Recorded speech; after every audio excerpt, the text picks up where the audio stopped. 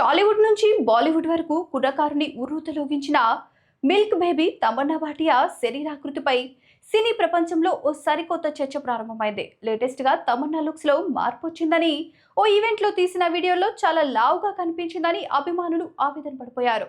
అంతటితో ఆగకుండా ఆమె ఏదో మందులు వాడుతోందని, అందుకే లావైందంటూ రూమర్లు తెగ చక్కర్లు కొడుతున్నాయి. అయితే అసలు విషయం అది కాదు. ఇటీవల ఓ ఇంటర్వ్యూలో తన శరీరాకృతిపై అడిగిన ప్రశ్నకు తమన్నా ఇచ్చిన సమాధానం అదిరిపోయేలా ఉంది.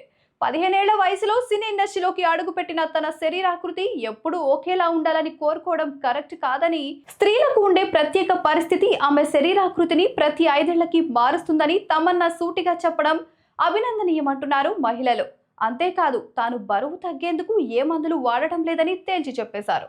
తారల అందానికి కొలతలే కొలమానమా? అలా అయితే ప్రేక్షకుల హృదయాల్లో చెరగని ముద్ర వేసిన అలనాటి తారలెందరో బొద్దుగా ఉన్నవాళ్లే కదా.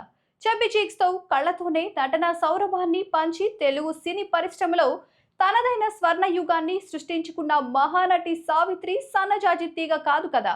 అయినా ఇప్పటికింకా తారల శరీరాకృతిపై ఇంతలా చర్చ జరగడం స్త్రీల పట్ల ఉన్న ఓ తప్పుడు భావజాలానికి నిదర్శనంగా అనిపిస్తోంది. ఇటీవల విడుదలైన ఓదెల 2 సినిమాలో తమన్నా కీలక పాత్ర పోషించారు. ఆ సినిమా పెద్దగా ఆడకపోయినా నటిగా ఆమె మరో మెట్టు పైకెక్కేశారు. అలాగే ఇటీవల కాలంలో కావాలయ్యా లాంటి స్పెషల్ సాంగ్ లో అదరగొట్టి ప్రేక్షకుల మధ్య చెదరగొట్టేసింది ఈ ముద్దుగుమ్మ. అయినా సన్నజాజి తీగో, పాలరాతి శిల్పమో లేదా ఇంకేవో కొలతలో కాదు, ఓ నటిలో చూడాల్సిందే.